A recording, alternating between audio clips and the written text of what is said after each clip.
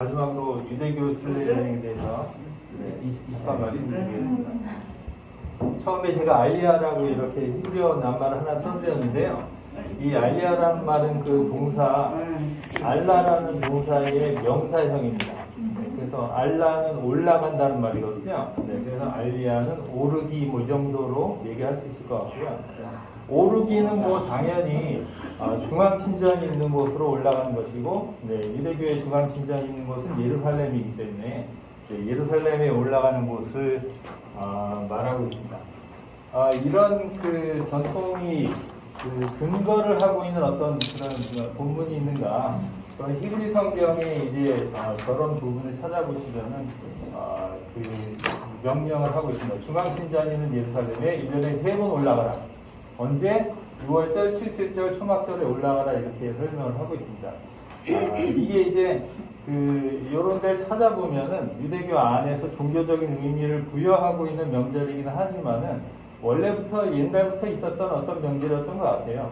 요거는 이제 3월 달에 봄이 찾아오는 그런 명절이고, 요거는 그거보다 50일 뒤에 이 추수감사절이죠. 이 밀을 추수하는 계절이고, 초막절은 이제 그 7번째 달, 우리로 하면 이제 9월 뭐 이 정도 되는 건데, 그때는 이제 건기가 마무리되고 우기로 넘어가는 시점이거든요. 그래서 사실은 그 기우제 같은 거 드려야 되는 그런 농업 명절이 사실은. 그래서 이런 농업 명절이 종교적인 색깔을 입고, 이 히브리 성경에 들어가면서 이런 예루살렘 방문 의무 같은 것들이 본문에 남아 있는 것 같습니다. 이건 그 중에 하나를 이제 보여드리는 건데요. 출애굽기 23장인데, 너는 나를 위해서 1년에 3번 순례하는 명절을 시행해라. 너희 모든 남자들은 1년에 3번 주님이신 야훼의 얼굴을 배워야 한다. 이렇게 되어 있습니다. 뭐 설명드리면서 재미도 많은데, 여기 그 레갈림이라고 하는 것은 원래 레겔, 발이라는 뜻이거든요. 그래서 여기 3번 순례하는 명절이라고 제가 풀어서 써드렸지만은, 실제로 그냥 번역하면은 3개의 발이에요. 그냥 삼족처럼. 그래서 3개의 발, 이건데 3개의 발을 지켜라 이렇게 됐으니까 그게 아마 순례하는 명절을 의미하는 것이다 이렇게 이제 해석을 하는 것이죠. 근데 이제 문제는 뭐냐면은 이 조금 전에 보신 이 본문이 그 명령이죠, 그냥. 이런 거를 지켜라는 것이지, 이거를 정말 옛날 옛적에 기원전 10세기 이후에 지켰는가? 거기에 대한 기록은 없어요. 히브리 성경에 보면은 이제 일시적으로 어떤 왕들이 이런 명절을 크게 지켜서 사람들이 다 예루살렘에 왔다는 이 이야기가 있긴 한데, 그냥 이례적인 거죠, 사실은. 언제나 왔다는 그런 얘기는 없거든요. 그래서 그런 내용에 대한 증언 같은 것들은 좀 후대, 이제 고대 이스라엘 종교 전통이 지나가고 라피 유대교가 시작된 이후 자료에 그런 것들이 조금 남아 있습니다. 그래서 지금 여기 보시는 것은 미시나라고 하는 책인데, 이것은 기원 후 200년 정도에 편집된 라피 유대교의 경전이고, 아까 이제 제가 잠깐 말씀드렸지만은, 지금 저희가 번역해가지고 출판사에서 조판본 만들고 있는 그런 책입니다. 언제 출판 예정이신가요? 뭐 저희가 바라기로는 빨리 나왔으면 좋겠습니다만은, 뭐 늦어도 내년 초에는 나오지 않을까 기대하고 있습니다. 자, 여기 보면은 이런 얘기가 써 있어요. 청각 장애인, 지적 장애인, 아이, 외성기 이상자, 남녀, 충인, 여성, 재롭지 않은 종, 다리를 저는 사람, 시각 장애인, 병약자, 노인, 그리고 자신의 발로 걸어 올라가지 못하는 사람을 제외한 모든 자가 순례의 의무가 있다. 이렇게 되어 있습니다. 이런 사람들은 오면 안 된다라는 것보다도, 이런 사람들은 자기의 의지에 의한 결정으로 의미가 있는 그런 순례를 할 수가 없기 때문에 와도 이제 의미가 없다는 그런 의미가 포함이 되어 있고요. 거기에 이제 여성이 들어있다는 것은, 아직도 이제 이런 그 경전은 이제 남녀 중심 사회에서 만들어졌기 때문에 그런 한계점을 이제 충분히 반영하고 있다고 볼 수 있을 것 같습니다. 자, 그리고 나서 이제 좀 본격적으로 그 순례에 대한 그 기록이 많이 남아있는 것은 제2성전 시대인데요. 그러니까 그 우리가 아까 조금 얘기했던 히브리 성경 시대의 그 신전은 그 보통 솔로몬의 신전이라고 하죠. 그것이 이제 기원전 6세기 정도에 파괴가 됐고, 그 다음에 제2 성전 시대에는 여러분 잘 아시는 그 헤롯 대왕, 예, 그 사람이 이제 로마 시대에 지어가지고 거기서 이제 운영을 했던 그 성전을 가리킨 것입니다. 이 로마 시대 성전의 그 순례로 온다는 이야기는 이제 몇 가지 이제 사료에서 우리가 볼 수 있는데, 예를 들어서 여기 써 있는 것들은 뭐 다 요세푸스라고 하는 그런 유대 역사가 이제 써 있는 그 책, 이런 거는 이제 그 탈무드는 이제 훨씬 더 후대일 것이죠. 토세프타 뭐 이런 그 후대 랍비 이 경전에 나와 있는데, 예루살렘의 제2 성전이 존재하던 때에는 국내외에서 순례 여행을 온 인파가 몇십만 명을 넘었다고 이제 그 이야기를 하고 있습니다. 네, 역시 이제 그 신빙성을 확인하기는 좀 그렇지만은 어쨌든 이 당시의 그 역사서에 순례에 대한 이야기가 남아 있고, 이거는 이제 예루살렘 탈무드인데, 적지 않은 경제적 부담에도 불구하고 성전에서 거닐며 랍비들의 학교에서 공부를 해보는 열정이 그 순례객들에게 넘쳤다. 뭐 이런 얘기가 기록이 되어 있습니다. 후대 학자들의 이제 그 평가에 따르면 이런 그 순례 여행이 예루살렘을 중심으로 형성되는 새로운 종교 전통이 확산되는데 큰 역할을 했을 것이다. 이렇게 얘기하고, 예루살렘의 경제 생활에 물론 당연히 막대한 영향을 미쳤을 것이고, 또 이제 유대인 집단의 정치적 사회적 연대를 강화하는 그런 기능도 있었을 것이다. 네. 이런 연대가 강화하다 보니까 이게 로마 시대이기 때문에 로마 제국에 반대하는 그런 그 반란 사건이 일어나거나 그런 계기가 되기도 했다. 그런 기록들이 남아 있고요. 이거는 이제 그 당시에 그 순례가 어떤 분위기였는가 그것을 보여드리기 위해서 예루살렘 탈무드에 나오는 말인데, 그들이 말했다. 물깃는 명절 축제에 기쁨을 보지 못한 자는 누구든지 살면서 참 기쁨을 보지 못한 것이다. 네, 그렇게 얘기하고 있습니다. 그래서 여기 물깃는 명절 축제라고 했는데, 요건 아까 세 개에 있는 그 명절 중에 세 번째 거. 네, 거기서는 이제 초막절이라고 했던 거. 네, 그게 이제 우기로 넘어간 시기이기 때문에, 이게 이제 히브리 성경에서는 별로 중요한, 그 제2로 등록되어 있지 않은데, 요 랍비 유대교 시대에 오면은 요 초막절에 이 실로암에 가서 생수를 퍼서 생수를 이제 성전에 가서 이렇게 부어가지고 기우제 비슷한 것을 드리는 그런 제의가 굉장히 잘 남아 있습니다. 그래서 여기서는 아예 그 명절 축제가 너무너무 기쁜 그런 축제였다. 이렇게 이제 증언을 하고 있는 거죠. 그리고 이건 다시 이제 요세푸스의 그 역사인데요. 이 사람의 글에 따르면 히브리인들이 소유한 땅 끝에 사는 자들도 성전이 세워질 그 성읍을 오게 하려라. 1년에 3번씩 그들이 와서 과거에 받은 복을 신께 감사드리고 후대에 올 사람들을 위해서 기도하게 하라. 그리고 성회와 명절 같은 기회를 통해서 그들이 서로 친근한 관계를 유지하도록 하라. 이렇게 이제 권고하는 그런 말이 써 있습니다. 그리고 여기 보면 그렇게 해서 서로 친근한 관계를 맺어놔야지, 그들이 계속해서 서로 이야기하지 않는다면 그들은 서로 낯선 사람들처럼 여길 것이 시험이다. 이렇게 얘기하는 것이죠. 그래서 이미 제2성전 시대에는 그 예루살렘을 중심으로 해서 사는 유대인들보다 뭐 이집트라든가 뭐 터키라든가 이런 여러 곳에 유대인들이 흩어져 살고 있었기 때문에 그런 사람들이 순례를 와서 서로 이렇게 교류를 하지 않으면 결국에는 이제 다 흩어져 버릴 것이다. 이런 어떤 정치적인 그런 생각이 있었던 것 같아요. 자, 또 계속해서 제2성전 시대에 관련된 그 순례와 관련된 그 몇 가지 사항들이 있는데, 의무이긴 하지만 강제하지 않았다. 뭐 이런 얘기가 그 바벨 탈무드에 써 있고, 또 어떤 곳에서는 그 마을 전체가 함께 순례를 왔다. 이런 이야기가 남아있기도 하고, 또 주로 유다 지역 사람들이 순례를 왔다. 뭐 이런 이야기들도 남아있고, 그 다음에 이제 외국에서 순례 왔다. 그런 얘기가 이제 굉장히 많이 남아있죠.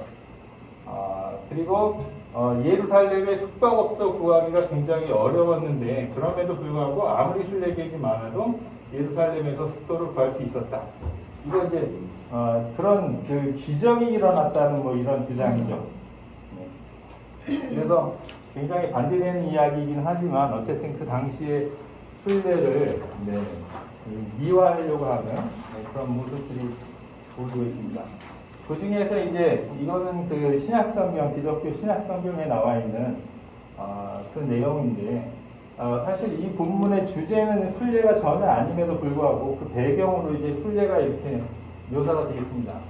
그때 경건한 유대인들이 천하 각국으로부터 와서 예루살렘에 머물러 있더니 이 소리가 나매 큰 무리가 모여 각각 자기의 방언으로 제자들이 말하는 것을 듣고 소동하며 그 다음부터 우리는 아데인과 메데인과 엘람인과 메소보다미아, 유다와 갑바도기아, 본도와 아시아, 부르기아, 밤빌리아, 애굽 및 구레네에 가까운 리비아 여러 지방에 사는 사람들과 로마로부터 온 나그네 곧 유대인과 유대교에 들어온 사람들과 그레데인과 아라비아인들이라 이렇게 얘기하고 있죠. 그래서 사실 여기서는 그 예수의 제자들이 그 성령을 받고 이렇게 전도를 했다는 게 주제인데 그때 예루살렘에 이렇게 각지에 모여 있는 사람들이 모여서 명절을 지키고 있었다는 것이 이제 간접적으로 증명이 되고 있는 것이고요. 요거는 다시 미시나인데 마지막에 아까 보셨던 그 이제 각국에서 온 그 순례객들 때문에 이 숙소 구하기가 쉽지 않았는데 그럼에도 불구하고 어떻게든지 이 사람들이 다 기적적으로 숙소를 구해서 살았다. 그런 이야기입니다. 성전에서 우리 조상들에게 일어난 기적들이 10가지가 있다. 10가지가 이제 앞에 다른 것들이 여러 가지가 있습니다. 비가 제단에 불을 끄지 못했고 바람이 제단 연기를 이기지 못했다. 사람들이 빽빽하게 서 있어도 널찍하게 절할 수 있었고 누구도 그의 이웃에게 내가 명절에 예루살렘에서 머물 장소가 마땅치 않아 걱정이다 라고 말한 적이 없다. 이렇게 얘기하는 것이죠. 기적이 맞습니다. 명절에 관련된 기적. 그렇게 이제 역사적인 그 증언이 남아있는 것들을 한번 쭉 보셨습니다. 여기서부터는 이제 그 제2성전 시대의 순례에 관련된 그 순례 관습이 어떤 것이 있었는가 좀 그 주제별로 보여드리는 슬라이드인데요. 먼저 이제 여행하는 길이죠. 그래서 기쁨이 넘치는 순례 행렬. 7절에 그의 처음으로 거둔 곡식을 바치러 올라가는 행렬이 매우 인상적이었다. 뭐 이런 말도 남아있고, 바벨 지역 유대인들은, 바빌리 지역 유대인들은 메하르데아와 니스비스에 모여서 성전세를 들고 여행을 시작했다. 이 성전세는 이제 그 토라에 의하면 모든 성인 남자가 이제 성전에 바쳐야 될 그 세금 액수가 정해져 있거든요. 그래서 매년 그걸 바쳐야 되기 때문에 이걸 들고 순례를 갔다는 얘기고, 또 심지어는 이제 여성들도 참가했다. 이런 기록이 남아 있습니다. 아까 보셨다시피 여성은 사실은 순례 의미가 없는데 그럼에도 불구하고 이제 그런 관습이 있었다고 얘기하고 있고요. 이거는 그 중에 미시나 본문인데요.